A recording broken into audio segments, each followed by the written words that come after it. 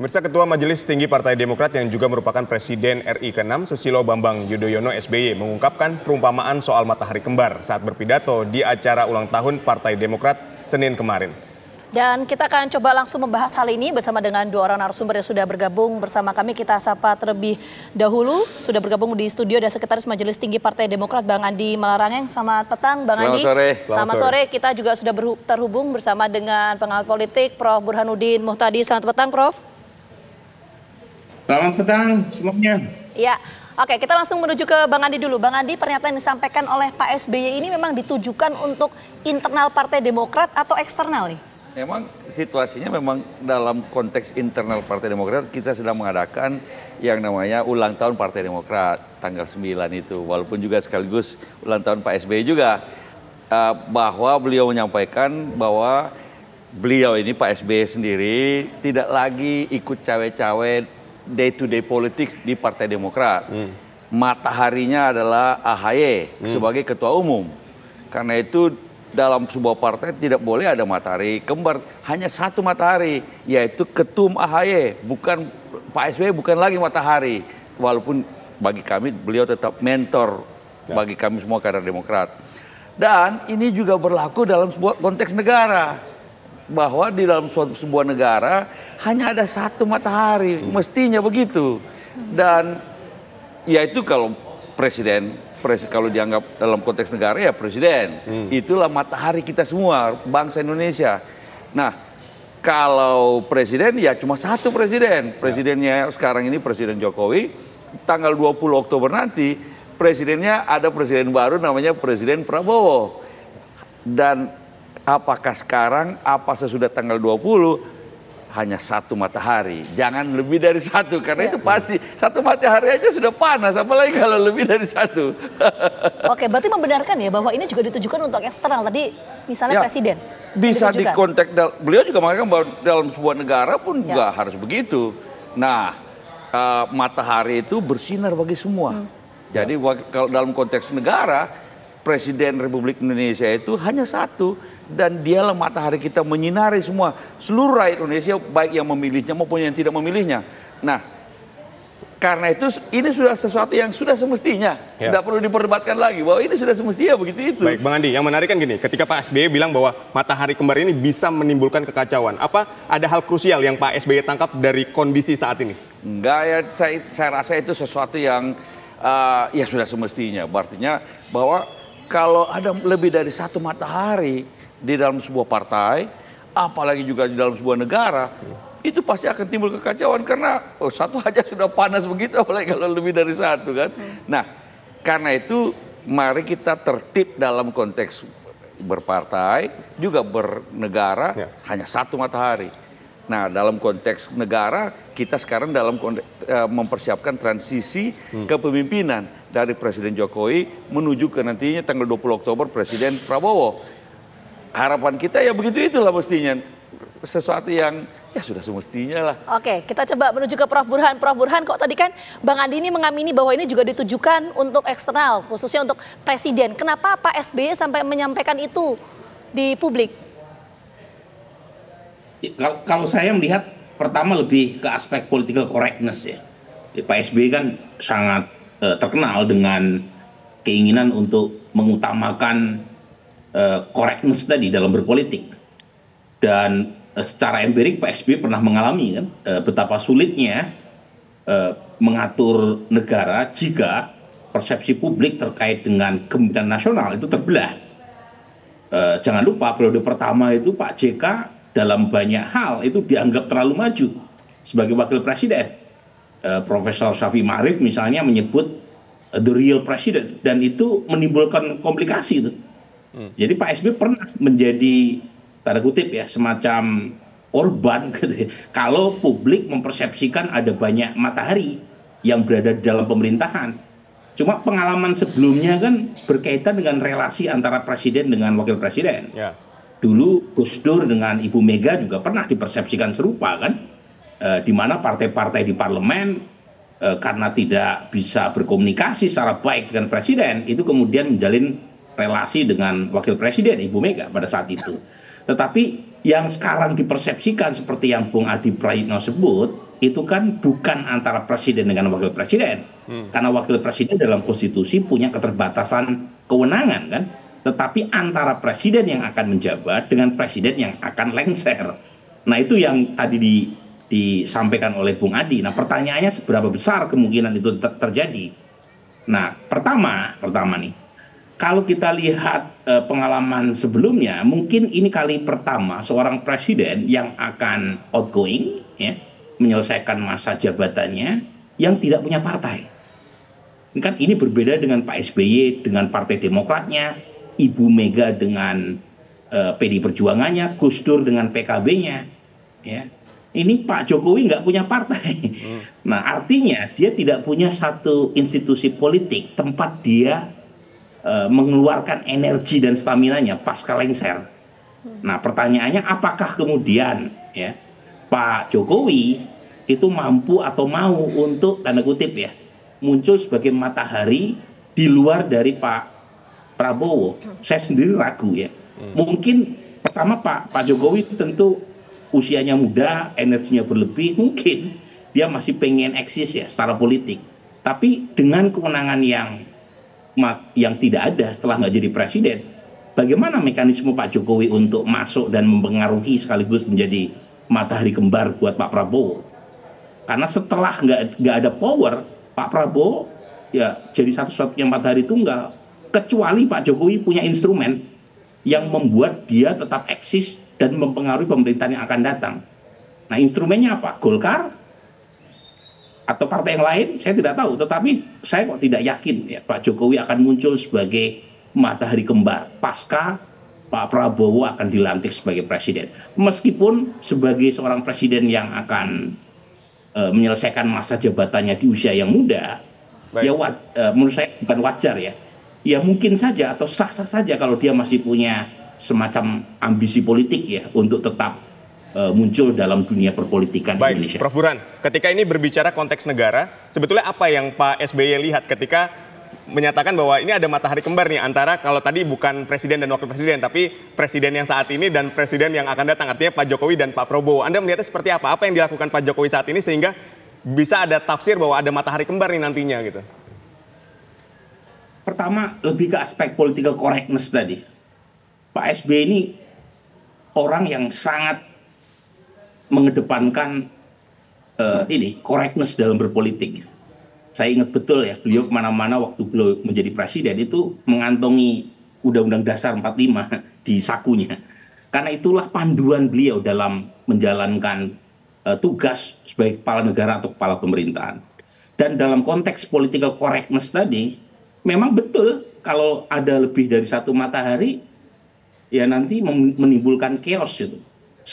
Tadi istilah yang dipakai analogi, semesta ini cukup satu matahari saja. Kalau lebih dari satu akan panas. Satu aja udah panas, apalagi dua. Gitu. Jadi bahwa kemudian dikait-kaitkan ya, dengan misalnya perubahan kepemimpinan di Golkar dan Pak Jokowi mungkin ya berpengaruh gitu ya, ke kepemimpinan Golkar karena ketua umumnya dianggap orangnya Pak Jokowi. Ya sah-sah saja orang punya prasangka seperti itu. Tetapi setelah tidak lagi menjadi presiden, kok saya merasa wahyu ke Prabon ya dipegang oleh Pak Prabowo. Oke, sampai situ dulu, Prof. Burhan. Ya, sampai situ dulu. Kita menuju ke Bang Adi. Bang Adi, sebetulnya yang disampaikan oleh Pak SBY ini, apakah matahari kembar ini masih sebatas potensi atau sebetulnya sudah terjadi? Itu pernyataan atas wisdom Pak SBY. Jadi kalau tadi Bung Bur mengatakan bahwa ada political correctness dalam arti etika politik, moral politik yang pas dalam berpartai maupun bernegara, hanya ada satu matahari. Tidak mengatakan bahwa ada matahari. Itu adalah sebuah wisdom yang memang seperti tadi saya katakan sudah semestinya terjadi satu matahari saja. Karena itu dalam transisi politik yang sebentar lagi, kita kan di ujung masa jabatan Pak Jokowi, Presiden Jokowi, sebentar lagi awal dimulainya masa jabatan Presiden Prabowo. Dalam konteks transisi ini tetap satu matahari. Pada titik tertentu Pak Jokowi mengakhiri masa tugasnya pada tanggal 20 Oktober nanti, pada saat yang sama juga Pak Prabowo memulai masa jabatannya dan tetap satu matahari, Oke. kapanpun. Iya, tapi sebentar sebelum iklan, artinya ini masih sebatas potensi, belum terjawab tadi pertanyaan saya. Ini adalah Atau sudah pesan terjadi? moral barangkali. Oh, pesan moral, berarti ini belum terjadi. Tapi bagaimana kemudian kita melihat hubungan ya, kita kan tadi membahas soal transisi pemerintahan antara pemerintahan Pak Jokowi dengan juga Pak Prabowo. Bagaimana hubungan keduanya untuk kedepannya, kita akan bahas usai jeda berikut, tetap bersama kami di Kabar Petang.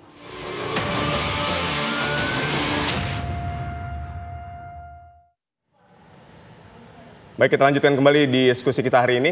Kita ke Prof. Burhan. Prof. Burhan, ketika Anda melihat bahwa hari ini Pak Jokowi ini 40 hari akan sebelum pergantian di 20 Oktober sudah berkantor di IKN gitu. Apakah ada kekhawatiran dari Pak Jokowi ketika dia turun dari jabatan sebagai presiden di 20 Oktober ini? Apakah ada kekhawatiran Pak Jokowi ini program-program yang hari ini sudah dilakukan ini tidak dilanjutkan oleh Pak Prabowo? Nah, saya tidak tahu soal kekhawatiran tadi ya, tetapi salah satu yang menjadi motivasi beliau untuk apa yang dia sebut sebagai cawe-cawe itu kan agenda yang sudah Pak Jokowi rintis selama 10 tahun terakhir itu jangan sampai terputus oleh kalender pemilu. Nah, itu yang kemudian membuat beliau sangat all out kan, membantu Pak Prabowo Gibran. Karena tadi atas nama keberlanjutan apa yang sudah dia rintis. Nah, apakah kemudian kalau Pak Prabowo sudah terpilih, lantas kekhawatiran itu hilang? Ya belum tentu juga, karena bagaimanapun Pak Prabowo kan pasti punya agenda prioritas sendiri juga. Betul. Punya program makanan bergizi, mungkin punya semacam prioritas dalam soal pertahanan, mungkin juga soal isu-isu internasional. Jadi setiap pemimpin punya kekhasan. Tetapi yang diharapkan oleh publik kan ada semacam kesinambungan. Jangan semuanya mulai dari nol gitu ya. Nah, jadi dalam soal IKN saya kira Pak Prabowo sudah mengucapkan ada komitmen untuk melanjutkan. Cuma ya pertanyaannya apakah komitmen melanjutkan itu segaspol seperti zaman Pak Jokowi ataukah turun giginya misalnya. Nah, ini kan hal-hal yang mungkin kita perlu lihat lah ya setelah Pak Prabowo diangkat sebagai presiden. Oke, tapi begini Prof, kalau kita melihat kita kan bicara soal matahari kembar ya. Nah, ini bagaimana hubungan Pak Prabowo dan juga Pak Jokowi per hari ini? Per hari ini masih bagus ya hubungannya. Memang ada 1-2 isu yang memunculkan spekulasi hubungannya agak sedikit memburuk. Makanya kemudian ada acara Rapimnas Gerindra yang menunjukkan kemesraan keduanya untuk membantah spekulasi tadi ya. Tetapi overall dibanding dengan Filipina luar biasa itu nggak ada apa-apanya. Di Filipina itu agak mirip ya dalam kasus di Indonesia. Filipina presiden terpilihnya 2022 namanya Bongbong Marcos. Memilih anaknya presiden yang populer Duterte namanya Sarah Duterte. Setelah menang terjadi pisah jalan yang luar biasa keras. Karena Duterte masih merasa punya kontribusi besar dalam proses pemenangan Bongbong Marcos. Meminta anaknya bukan semata-mata jadi wapresnya Bongbong, tapi juga menteri pertahanan. Kata Bongbong Marcos, who is the boss? I am the boss. Dan dia menolak permintaan Duterte tadi. Sampai kemudian muncul pernyataan keras dari Duterte untuk menggulirkan impeachment kepada Bongbong Marcos. Ya, situasi kayak begini jangan terjadi. Ya, namanya sudah selesai masa jabatannya. Ya lebih baik ya siapapun presiden, siapapun pemimpinnya tahu ya semacam kebajikan publik. Setiap masa ada pemimpinnya, setiap pemimpin ada masanya. Dan saya kira Pak SBY sedang mengingatkan political correctness semacam itu. Ya. Bang Andi, ini kan kita melihat program keberlanjutan. Apakah program keberlanjutan ini yang dimaknai oleh Pak SBY ini adalah akan menciptakan matahari kembar di kemudian hari, bahwa ketika Pak Prabowo menjalankan program Jokowi terdahulu ya Pak Jokowi ini masih punya andil di situ, sehingga ada 2 matahari seolah-olah. Jadi tadi yang dikatakan Bung Burhan, bahwa setiap pemimpin ada masanya, setiap masa ada pemimpinnya. Inilah kita dalam proses transisi ini. Saya ingat Pak SBY dulu pernah bermimpi, bahwa satu ketika bermimpi naik kereta bersama-sama Ibu Mega dan Pak Jokowi satu ketika, lalu kemudian Pak Jokowi pulang kampung di Solo. Terus Pak SBY agak terus sedikit kemudian ke Pacitan, lalu Ibu Mega terus ke Blitar kan begitu. Jadi suasana semacam itu, mudah-mudahan itu model semacam kan Pak Jokowi mengatakan ada keinginan juga untuk pulang kampung toh. Nah, di antara mantan-mantan pemimpin pada waktu selesai ya selesai masing-masing pulang kampung. Nanti kemudian matahari baru muncul yaitu yang namanya presiden baru yaitu Presiden Prabowo dalam konteks ini ya. Dan kalau itu bisa berjalan dengan smooth, saya rasa kita semua senang, bangsa juga senang dan tenang bahwa kepemimpinan bisa dilakukan transisi kepemimpinan dengan baik dan bangsa kemudian mendapatkan benefit dari kebijakan-kebijakan yang dari pemimpin baru nanti. Oke, tapi kalau sejauh ini pertanyaan saya sama tadi ya, kalau tadi kan Perburuhan menyampaikan bahwa hubungan per hari ini baik-baik saja, tapi kalau menurut ini kan pelakunya langsung nih Demokrat, ini memang hubungan antara Pak Prabowo dan juga Pak Jokowi memang baik-baik seperti yang tadi disampaikan oleh Perburuhan? Justru harapan kita bahwa semua baik-baik saja. Baik-baik saja. Sekarang presidennya masih Pak Jokowi, beliau ada presiden kita sampai habis masa jabatannya. Dan kita harapkan juga hubungan terus-menerus juga baik itu kan antara harapan. presiden. Realitanya gimana, Bang Andi? Ya, itu kan harapan kita semua baik-baik saja. Yang kita cuma bisa berharap kan kita tentu saja kenyataannya harus di antara kedua pemimpin tersebut. Harapan kita yang kita bisa berharap bahwa presiden nanti siapapun nanti presidennya bisa juga hubungan baik dengan mantan-mantan presiden. Baik, Bang Andi. Ada misalnya dulu istilahnya Presidential Club yang ingin dibentuk oleh Pak Prabowo, ya kita lihat saja. Kami kalau Pak SBY pasti nggak ada masalah sama sekali. Baik, ini kan yang disampaikan Bang Andi ini lebih ke impian, harapan, sesuatu yang ideal gitu ya. Tapi kalau kita ngomongin program berkelanjutan, apakah Anda melihat bahwa hari ini dengan program keberlanjutan ini digambarkan bahwa ya Pak Prabowo ini nantinya akan Pak Jokowi yang cawe-cawe di masa pemerintahan Pak Prabowo. Apakah Anda juga melihat itu? Atau punya pandangan lain? Saya melihat bahwa pasti akan ada keberlanjutan. Baik mulai dari Presiden Bung Karno sampai nantinya Presiden Prabowo, pasti akan ada keberlanjutan. Walaupun juga ada perubahan-perubahan. Misalnya sekarang saja kan sudah sedang dibicarakan tentang nomenklatur kabinet. Mungkin saja ada perubahan-perubahan yang tadinya misalnya Kementerian Perumahan yang tadinya disatukan sekarang berdiri sendiri lagi. Itu pasti ada keniscayaan juga ada perubahan-perubahan. Tetapi yang kita harapkan adalah semua keberlanjutan dan perubahan itu menghasilkan yang terbaik bagi bangsa Indonesia. Nah itu yang kita bisa harapkan begitu itu. Jadi setuju ya dengan ada keberlanjutan? Oke, ini nggak dijawab secara spesifik sih sebetulnya sih. Masih malu-malu Bang Andi, tapi kita menuju ke Prof. Burhan. Prof. Burhan, dengan apa yang disampaikan oleh Pak SBY ini di hari ulang tahun Partai Demokrat kemarin ya mengenai matahari kembar, apakah akan dan seberapa besar sih pengaruhnya terhadap kondisi politik per hari ini? Ya Pak SBY kan pintar sekali ya. Pertama mengambil analogi dari internal partai. Setelah beliau tidak lagi menjadi ketua umum Partai Demokrat dan menyerahkan kepada Mas AHY, beliau dengan bijak mundur supaya yang tampil hanya AHY sebagai satu-satunya matahari. Kira-kira begitu kan. Baru kemudian masuk bahwa matahari kembar bukan hanya merugikan dalam konteks kalau terjadi di partai tapi juga di negara. Dan orang punya spekulasi yang beragam, sah-sah saja.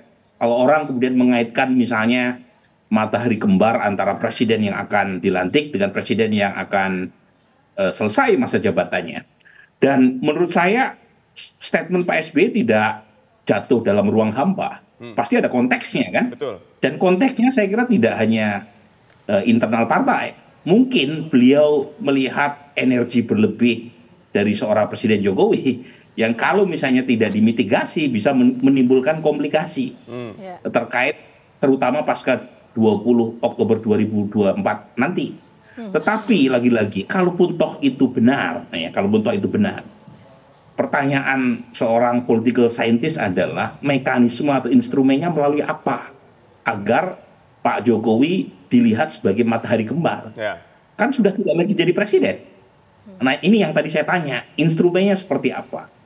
Nah kalau misalnya perbandingannya dengan Filipina, hubungan antara yang sekarang menjabat dengan yang akan dilantik itu masih belum ada apa-apanya, ya.